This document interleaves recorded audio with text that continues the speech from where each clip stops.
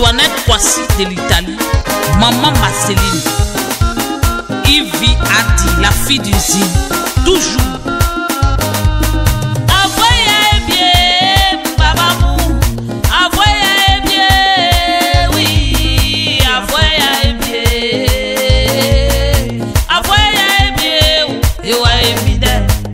Modeste Quatio, l'homme de terrain.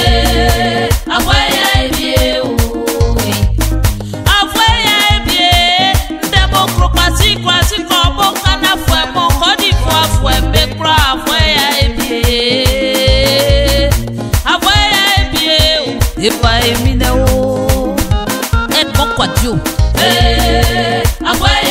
Steven Kofi.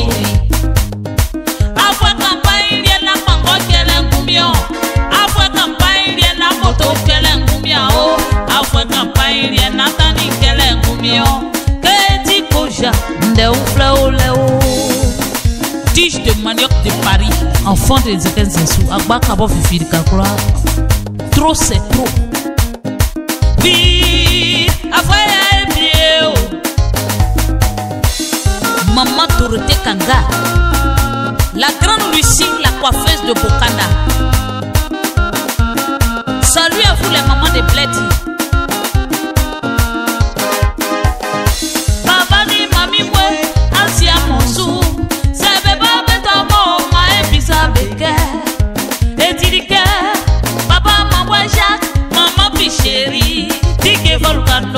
Bobe loli baby soit politique inti betoloy ya tesu mainiai docteur Amani merci baba ri kona bedi bobe polikpao bekene alo sube totolotui betrali imamo akanunde maitibie Nana Adjenowe, Baba, j'aime bien croire. Et bien tous ces mots beliti, befaboli ballon, oui, awakanunda guseli, nakama etibie, avoya bien. Quand vieux est con, moi m'en bevo tamono. Qui se sent mauvais se mouche. Soumangourou quand t'es moi, la vérité est unique. Avoya bien.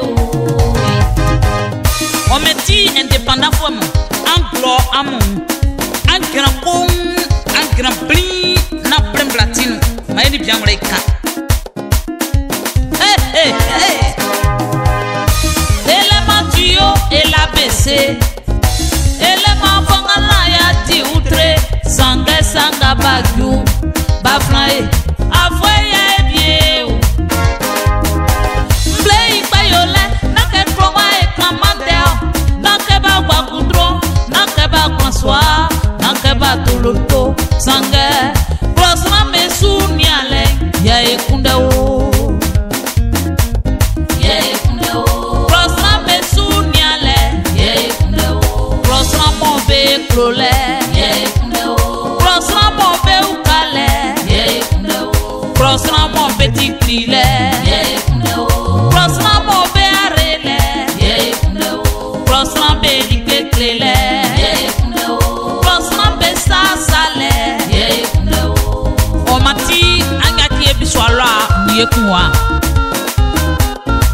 Si ne be ko be kalima be ba be bondolo tetel kekba temoko kwasi kwasi pro bokanda ambe yakingule be yas